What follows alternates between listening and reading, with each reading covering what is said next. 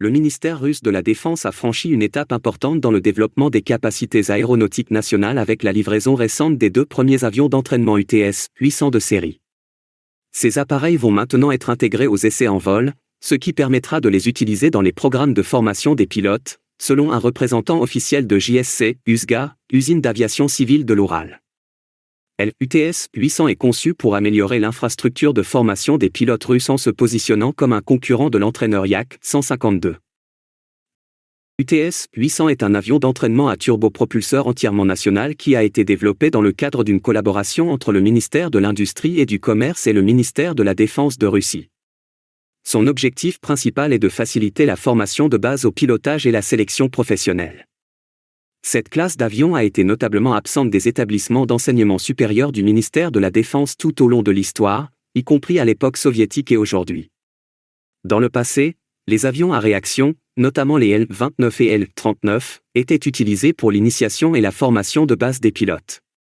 L'UTS-800 devrait permettre de réduire considérablement les coûts de formation tout en conservant une grande efficacité, comblant ainsi une lacune de longue date dans la formation des pilotes. Le vol inaugural de l'UTS-800 a eu lieu le 28 octobre 2023. Il était initialement propulsé par un turbopropulseur américain General Electric H-80. Cependant, il a été équipé du turbopropulseur russe VK-800S, qui est destiné à fournir le plus haut niveau de performance à des fins de formation. L'avion est capable de s'adapter à une variété de scénarios d'entraînement, car il est équipé de 2 configurations de ravitaillement en carburant qui lui permettent d'effectuer des manœuvres acrobatiques sophistiquées ou des missions polyvalentes. Dmitri Tiniakov, concepteur en chef de l'UTS-800, a mis l'accent sur le système de propulsion avancé de l'appareil, qui comprend une hélice quadripale AV410P associée à un turbopropulseur VK-800SP.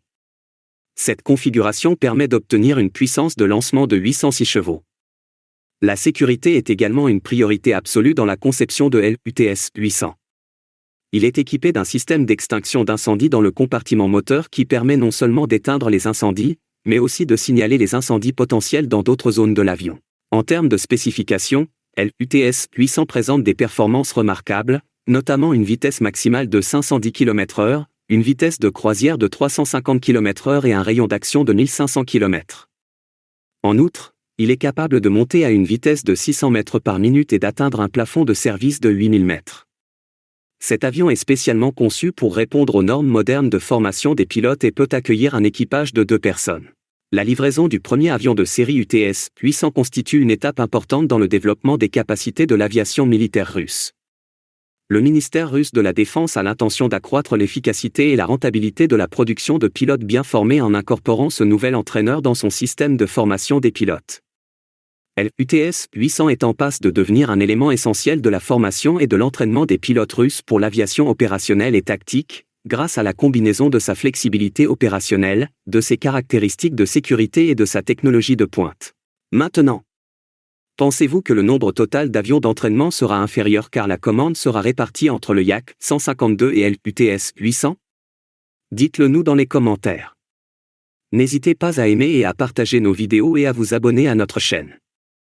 Merci également d'adhérer à notre chaîne pour nous encourager.